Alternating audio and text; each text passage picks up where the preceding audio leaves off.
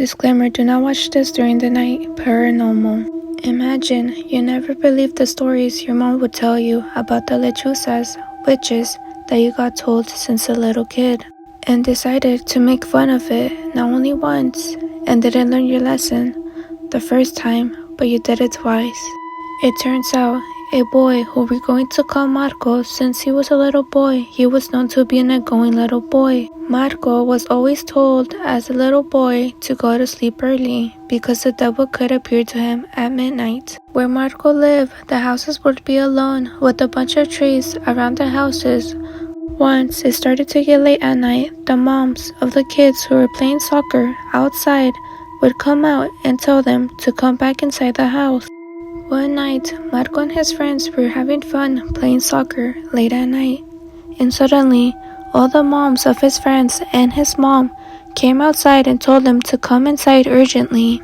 Marco didn't want to go inside. He was having fun with his friends, and he said no, and asked why to his mom. His mom told him there was a witch, a lechuza, in the tree making weird noises. Marco, at the moment, decided to scream out loud, "Come tomorrow to my house for lemon and salt," jokingly mocking la lechuza, and he went back home after he mocked the lechuza. The next day, Marco came back home from school, and surprisingly, that day, there was no one home. He never had the house to himself. Usually, his mom or dad would be at home. Marco was happy he had the house to himself and was having a blast, having fun, singing and doing whatever he wanted to do. All of a sudden, around 1 in the afternoon, Marco heard a knock on the gate. It sounded like someone was tapping the gate. That's how Marco described it. Marco decided to check who was knocking at the gate of the door. Through the curtains, he could not really tell who it was at the gate door. It seemed like an elderly lady, and decided to go outside where the gate was and said good afternoon. And then a very raspy voice responded to him and said, "I came for my lemon and salt." Marco at the moment knew who it was and was terrified, and like a robot, he went back inside to his house. He went to the fridge and he grabbed the lemon and salt and a napkin, and like a robot, he went back outside, trying to process everything that just happened. As Marco was going towards the gate, he saw a wrinkly hand with long nails in between the gate. Marco gave the lime and salt to the wrinkly hand that was wide open in between the gates, and immediately the wrinkly hand with the immediate movement took the lime and salt and she left. Marco went back inside to the house trembling. He went and sat down and stayed frozen. About an hour, his family came back home, and his family saw something strangely weird about Marco. Since Marco was a really outgoing and active boy with a lot of energy, they saw Marco was being really quiet and sitting down the same spot an hour ago, and they found that really strange. When Marco got his consciousness back and processed everything that happened, the first thing he thought, good thing there was lemon and salt at the house. And he told his mom what happened with the lime and salt, and his mom started freaking out and said, "I'ma do an egg cleansing on you." His mom told Marco if there had been no lemon and salt, we would not found you at home when we came back from the store. Time passed, and Marco once more made fun of the lechuza, witch, and mocked the lechuza. His mom came outside and she said, "Come running inside," because she had heard him. Marco stayed still like nothing was going to happen until he started to hear the strange noises on top of his head. It was already late at night. Marco started to run as fast as he could. As he was running, he was hearing something right behind him, something really heavy, and he heard someone told him to throw himself, and he threw himself in the street with his belly on the ground of the street and scratched himself on his belly. After that, he couldn't remember anything else. What had happened was that something was trying to grab him, but since he threw himself on the street, it didn't get the chance to grab him. When Marco got his consciousness back, he had broken his teeth in his back. He had a big scratch left behind. After that, he was never back to normal. What do you guys think? Have you ever experienced a lechuza? And if you have, please comment. I would love to hear your stories. Disclaimer, do not watch this video at night. Paranormal. Imagine your grandma inherited you a house, but with one strange condition, and that condition is not to remove any decorations that she has in the house, especially the paintings. Later on, you find out why the hard way. It turns out that a boy who we're going to call Jose lived all his life in the same house with his grandmother, but his grandmother recently passed away at the age of 94. And the grandmother had an inheritance in leaving the house to Jose. But she had a weird statement. She said that out of respect, leave all the decorations and all the paintings in the same spot and never remove any of them. The grandmother had a painting that Jose was afraid of, and every time he went to the second floor and brought up food or anything for his sick grandmother, he had to pass through a hallway where the painting that Jose was afraid of, it was a portrait of an old woman. The grandmother told them not to move any of the paintings, and Jose listened to his grandmother and didn't move any of them, even the dreadful painting. His grandmother passed away. Jose ended up keeping the house and arranged the house as he would like. One day he went down to the kitchen to have his breakfast, and when he passed through the hallway where the portrait painting was, he noticed something strange of the painting, like something changed. The old lady face had changed, her expression. It seemed like the lady stretched her neck a little and leaned, like she was looking for something. Crazy as that may seem, this was extremely frightening for Jose. So what Jose did was to grab a bedsheet and put it on top of the portrait painting to cover it, so he wouldn't see the old woman's face. That was terrifying. During the day, Jose would walk around the house as Jose would pass several times through the hallway where the terrifying portrait was covered. He was happy because he could no longer see the old lady painting. But during the night, he was in his room and suddenly he heard something fell. He looked in the hallway and noticed that the bedsheet that he had put on the painting had fallen. He felt like his heart had dropped to his feet. When he saw the painting, he perfectly knew this time what had changed. This time, he saw the old woman had a horrible smile on her face, staring back at Jose.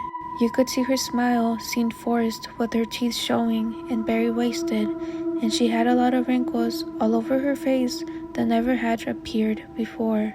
Jose never understood why his grandmother would like this painting, and more than anything, why she did not find it terrifying like Jose did, and why it was so important to her grandmother to keep the painting all those years, especially after her grandmother passed away. The fact the face of the old woman had changed, Jose decided to put the bedsheet back again, covering the painting, and went back to sleep. The next day, he passes through the hallway where the painting was covered. He goes to the kitchen. He starts making his breakfast when all of a sudden, he screamed that could have been heard all over the block. Through the corner of his eye, he saw someone peeking out the kitchen door. He decides to check who was at the door, but he did not see anyone. He assumed that someone had gotten into the house. He went all over the house to check if there was someone hiding. He passed through the hallway where the painting was, and he noticed again the bedsheet was not covering the painting once more. The old lady's face had changed back to how the portrait painting usually was. And something inside Jose, what you saw was the face of this lady. She peeked out to keep an eye on him. He didn't know how. She peeked out to keep an eye on him. You guys might be thinking, why didn't he put a camera to see if it was her? Well, later that night, he decided to put a camera since he was going to be out. All this happened in Peru. So he placed a camera in front of the painting and removed the bedsheet and left this camera recording for about 3 days. The 3 days he was away, after the third day, he arrives home and he goes directly to check the camera and the painting. When he was going upstairs, he realized that the camera is in place, but notice the old woman's expression had changed once again. Because this time, she looked angrier, and in her eyes, it seemed they almost shine, but out of hatred. Jose said, "But why? Why is she angry now?" So he sat down and checked the footage of his camera that had recorded of the 3 days he was gone. On the first night, nothing happened. The painting stayed the same place, but then it changed. He could clearly see in the video how the eyes of the painting moved from side to side as if it was looking for something. And then the old lady's neck stretched as she wanted to see something, almost as if her position she was checking all the rooms that can see from her point of the end of the hallway. When she turned around, she was back in her original place, but different expression. This time she had a smile on her face. In the recording, it goes all day without moving. The same night, the old lady in the painting moved again. She starts to move her eyes, looking as if there was someone close. And then she starts stretching her neck, peeking out as many places possible. And then Jose saw something that paralyzed him in pure terror. He realized that this old lady in the painting could get out of the painting. She was giant to the point she had to bend her neck to fit from floor to ceiling. It was not because she was a very tall person, but it was her neck that was quite long. That's why she did not fit. Jose could see in the recording how this thing, the old lady that came out of the painting, walked around the house shouting the name of the grandmother and sobbing at the same time. After a while, she would return back to the painting and had this expression of hate that Jose discovered when he came back from his trip. It was then when Jose said enough is enough. He was fed up and decided to take the painting out of his place. And when he was turning to throw away the painting to the trash, Jose felt a hand grabbing his neck tight, so much that he could no longer breathe. He had even fallen due to the lack of the air and was fighting with all his strength. Until he was able to throw the painting, this feeling went away. He still felt hands around his neck, and when he checked the painting, the old lady was kind of getting back to her position in the portrait. Jose, the first thing he did was to call his father, although he hesitated because his story sounded crazy, and he still decided to call his father and explain how this painting ended up in his grandmother's house. It turns out that in the call, Jose's father told him that the old lady was Jose's great-grandmother, mother of his grandmother. Jose said, "Why should I care who she is?" His father explained what happened, that his great-grandmother died under strange circumstances because she had been behaving strangely, like she was not talking to anyone, and suddenly she took her own life. And Jose said, "Okay, yes, the story is weird and at the same time sad, but what does that have to do with what just happened to me?" But his father added one last thing. He told his son, "The weird thing about all this, that this painting of your great-grandmother, your grandmother asked for it just the same day she took her own life, and told her to always have it home because she always was going to take care of her." Then his dad says, "Did you?" And Jose cuts the call before his father finished. Jose goes to the painting that was laying on the floor and noticed that there was no one in it anymore. And at that moment, he felt a breath behind his back. And when he turns around, he sees this huge, tall old lady looking at him with the hateful eyes, since she had seen absolutely everything. She even saw when Jose put poison in the soup for his grandmother because he wanted to keep the house and didn't want to be taking care of her. The great-grandmother knew it all, and apparently her grandmother also suspected it too. That's why she demanded in her inheritance to leave this painting. Jose was thinking of everything that just happened. He started to feel the hands on his neck, and when Jose was about to take his last breath, he heard someone coming to the house. It was his sister, and instantly was able to breathe, and the feeling of the hand of his neck went away. Jose's sister unknowingly saved him, he asked to take the painting to the basement and kept it for many years. Because even at night, Jose heard how the door of the basement wanted to be open and Jose got his disclaimer: do not watch this during the night. Paranormal. Imagine you walk inside a thrift store, immediately something catches your eye. What caught your attention is a beautiful porcelain doll sitting down on the shelf. You end up buying the dolls because you liked them and they were not expensive. But it turns out you brought 3 new dolls to your house, but you also brought something else with them. Something you didn't realize it came with the dolls, something invisible that you couldn't see. In July 2017, a woman named Debbie entered a thrift store in England and immediately fell in love with these 3 dolls. She loved the dolls and decided to buy the whole collection since all 3 were sold for €5. When she took them home, she noticed strange things started to happen, especially with one of them. Even her family started to hear small steps all over the house at night. In addition, the fire alarm would activate for no reason.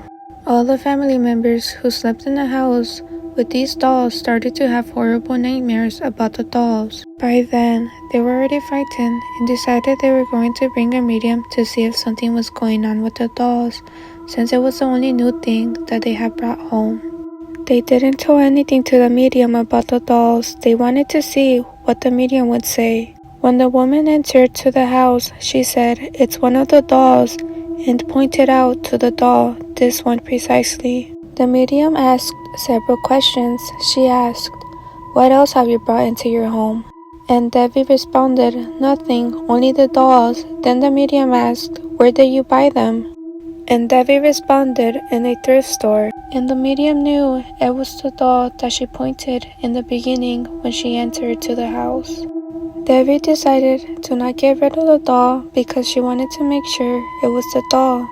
She decided to put the doll inside of a box where she had a small house outside where they kept gardening tools and so on.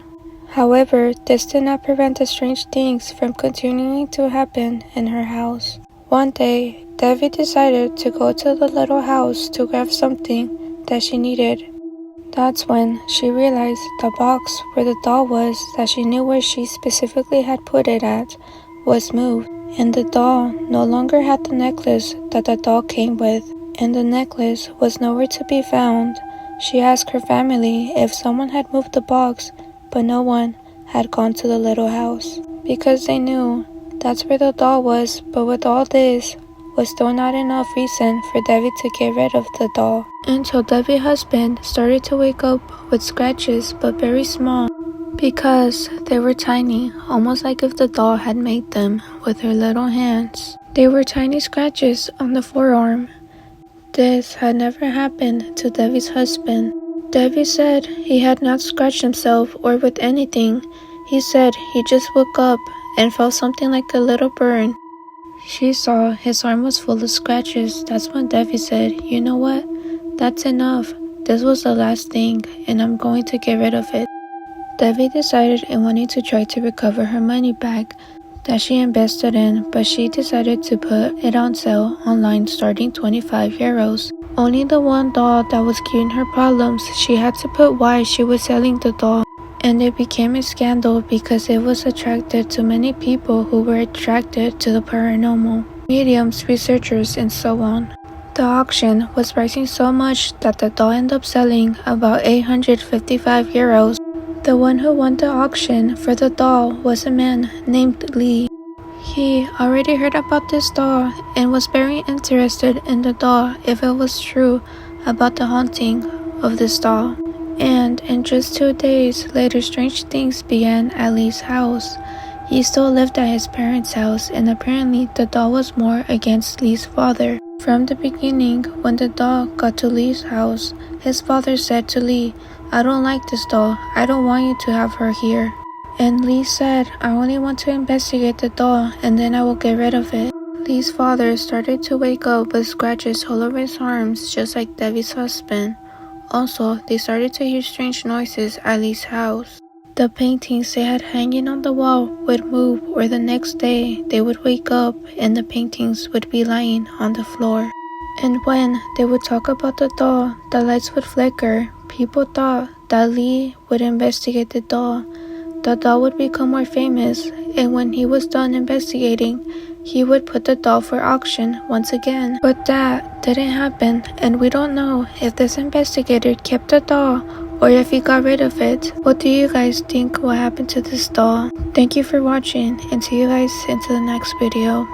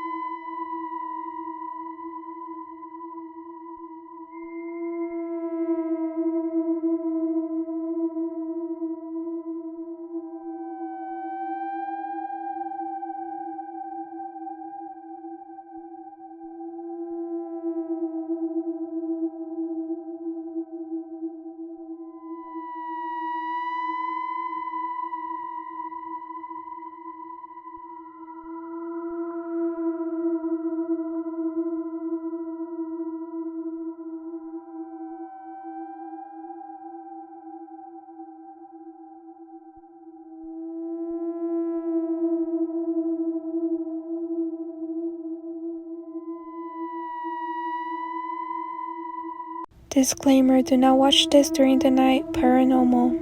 Imagine you have to take a trip and you see the bus that you need to take to get to your destination. You make a hand signal, like a wave, for the bus to stop. You get on the bus, and when you're on the bus, you immediately start to feel something seem oddly strange, like something was wrong. The whole time you're on the bus, you felt uncomfortable. You still had a long way to go until you get to your destination, and the bus driver tells you to get off here, because it's now or you will never get off again.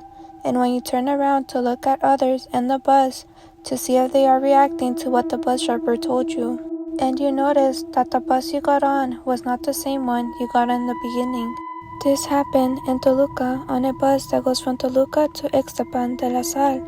This trip takes at least about 1.5 hours approximately, but in previous years, the trip would take almost all night. Many years ago, the only route was going through a mountain. They had to go up and down the mountain. Getting down the mountain, there would be a full of curves, which was really dangerous. The driver had to be quite experienced because several accidents had occurred there, and some of them had been fatal because the road on one side was the mountain and the other side was the edge of the mountain. One night, a bus left Toluca to Ixtapan de la Sal.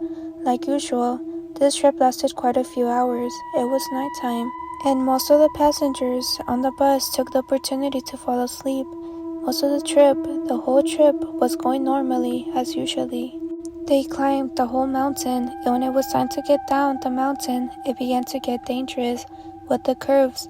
Although most of the passengers who were on the bus, they had already taken this trip multiple times, so they didn't notice anything out of the ordinary.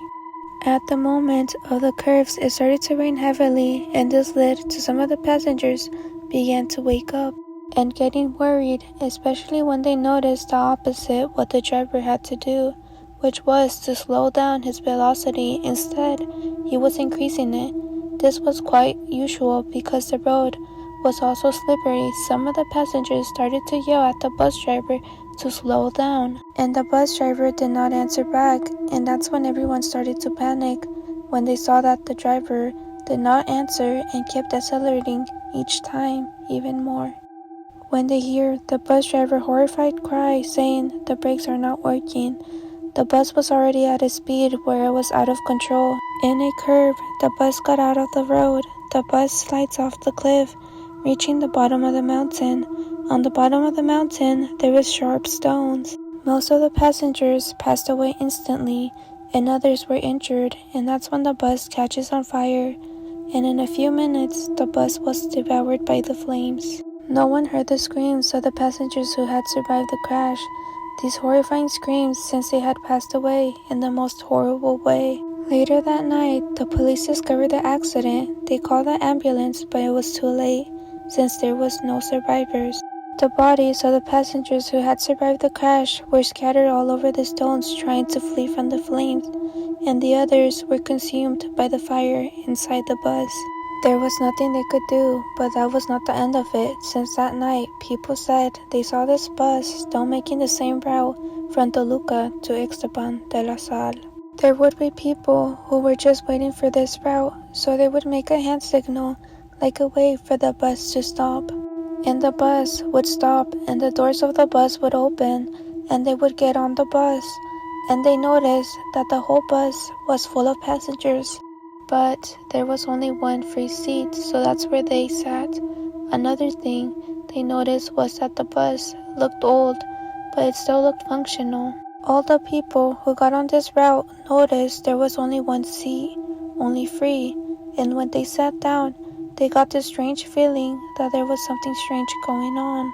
Like something was wrong, and they felt empty in the stomach when they were in the bus, and even though the route was still at night, what they would expect would be that some of the passengers would be asleep. On this trip, none of them were asleep. They were only looking forward. All the men, women, and children who are the passengers, all of them were silent, looking forward without talking to each other and without making any movement. A silence that was really uncomfortable. A few minutes later, the bus driver stops the bus and goes to the aisles to check the tickets. But when the bus driver passes to the people who got on the bus, does not tell them anything. Finally, they arrive to a bus stop destination without any problems after midnight. But the bus driver stops before arriving at the central bus station. The bus driver turns around to tell the only person who got on the bus and says, "It's time for you to get off." There are two things that could happen. One is some people notice that they still haven't gotten to their end of destination, and they don't understand on why the driver is asking them to get off the bus halfway to their destination. But they listen to the bus driver and they get off. They notice the passengers don't move and they all remain seated in their place. So the people who got told to get off the bus, they walk the aisle, and at the moment they pass by the driver trying to pay him, and the driver tells them with his hand shaking side to side, declining the money. They didn't understand why the bus driver wasn't charging them, but the only thing the driver tells them throughout the trip is to get off now and don't look back, or you will never leave this bus.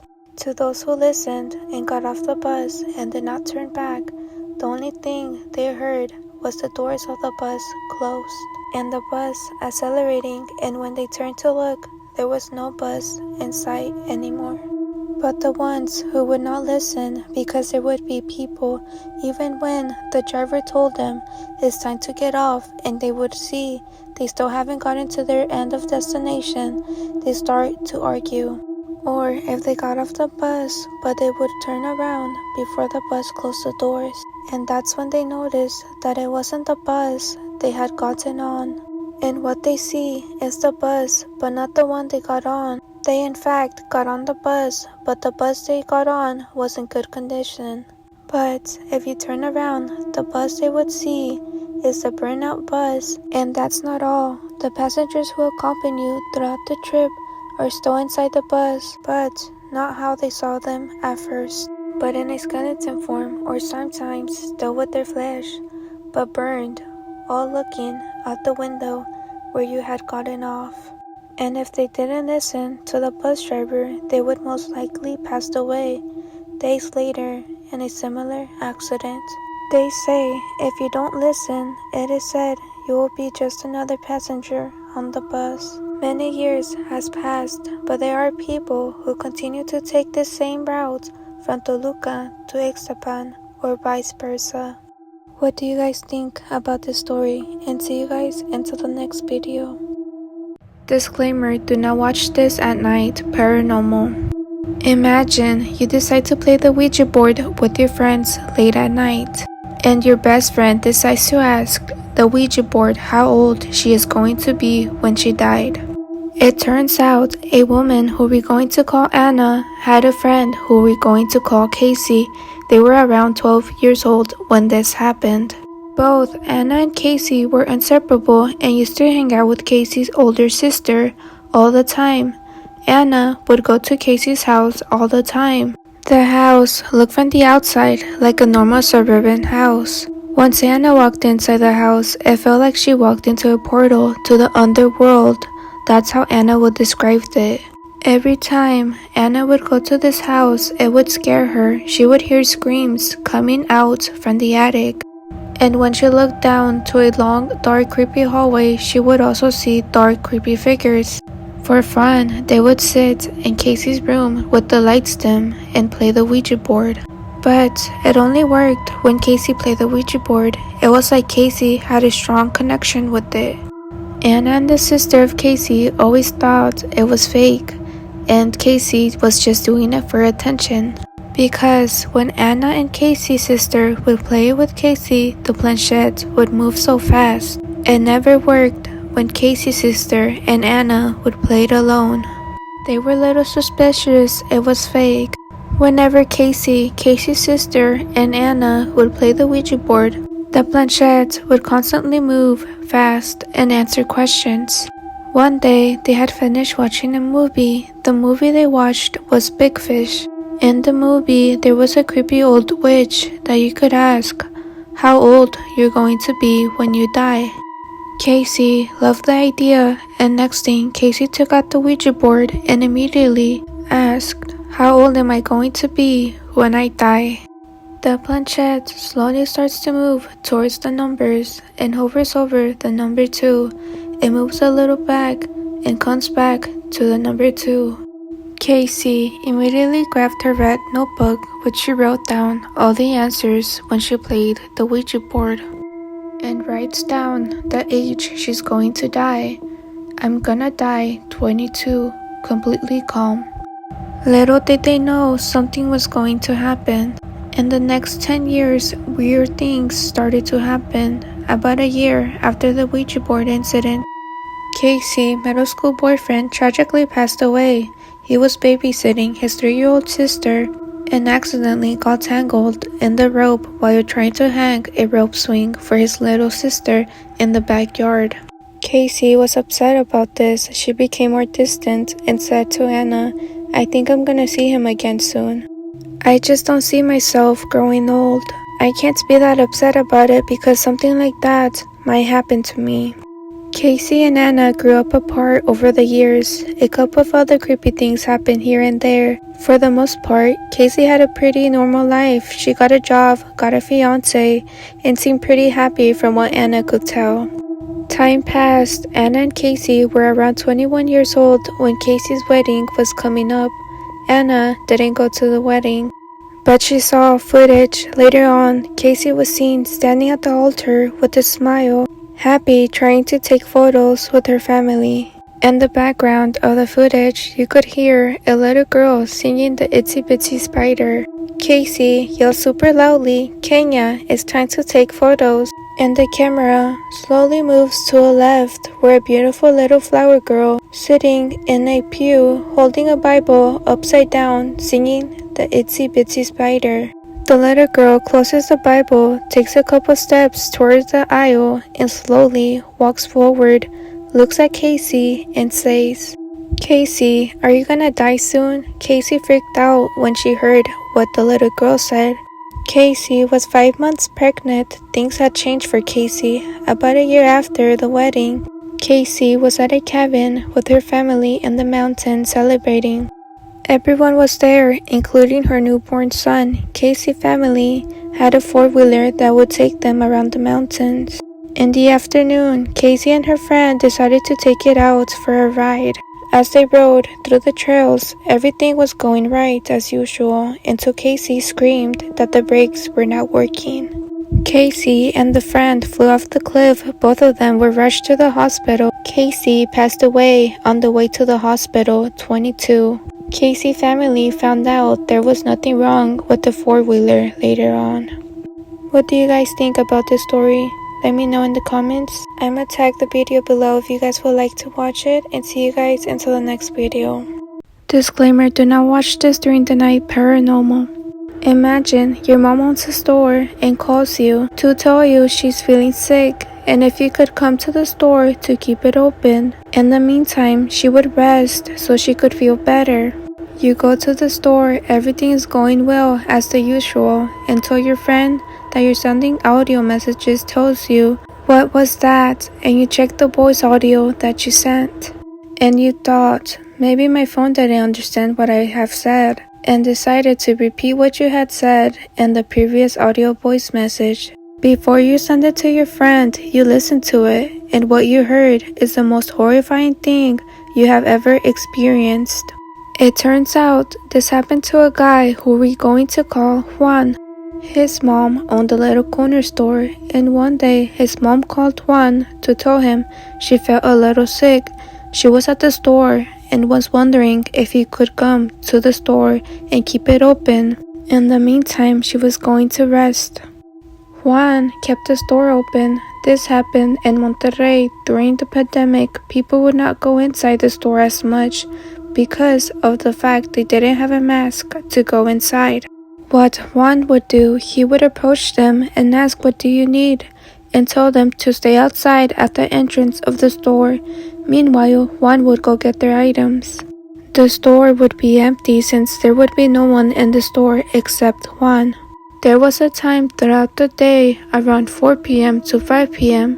or 3 p.m. to 5 a.m., the store would not be busy. It would be really quiet. And the people didn't go to the store as much during that time. Juan decided to talk to his friend. They were talking through voice audio messages. He was alone in the store. He didn't have the TV or the radio or anything on. And he was talking to his friend, sending voice messages. And when he sends a voice message, he always has his phone near his mouth talking. One of the voice audio messages that he sent to his friend, the friend tells him, "What did you send me?" He was confused what his friend was talking about and tells her, "What do you mean? I just answered to what we were talking about." And the friend tells him, "No, that's not what I heard," and told him to listen back to the audio. Juan goes back and listens to the audio he had just sent. Indeed, what Juan heard was a static sound. He thought maybe his phone didn't understand what he had said on the message and decided to repeat himself again.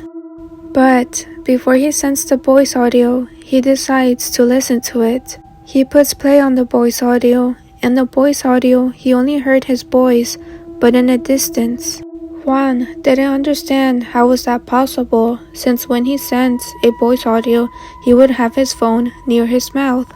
And Juan also heard in the voice audio, you could hear a woman cry being heard over the voice of Juan.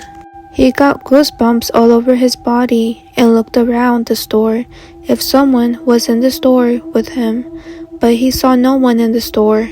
He thought that this thing he heard was a spirit asking for help through his phone.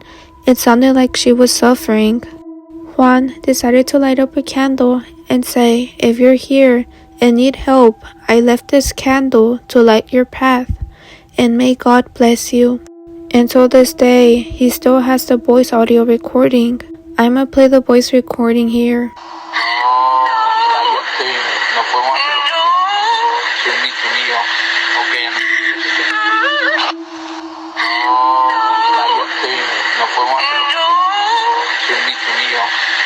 I'm going to translate what he had said in the recording.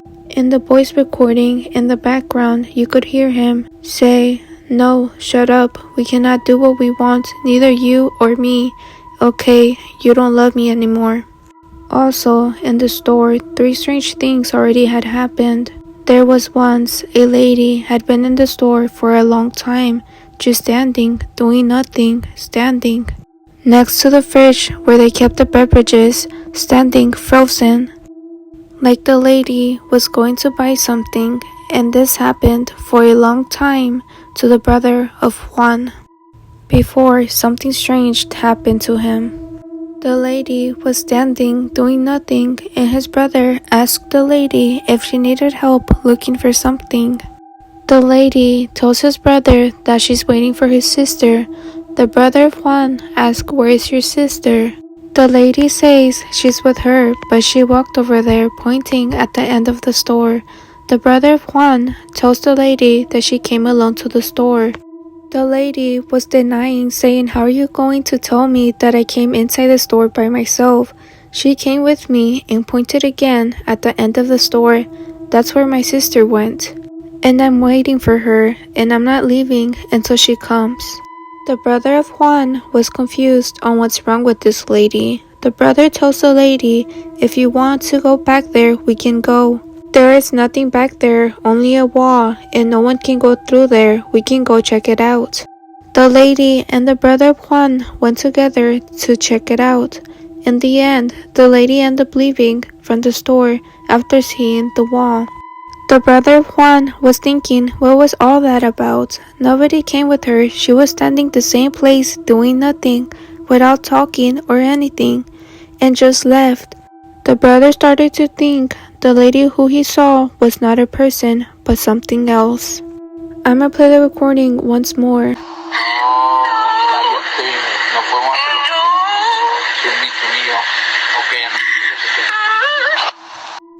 What do you guys think? Do you guys think it's the same lady that the brother saw? Or do you guys think it was different spirits? Comment below, and thank you for all the support, and see you guys until the next video.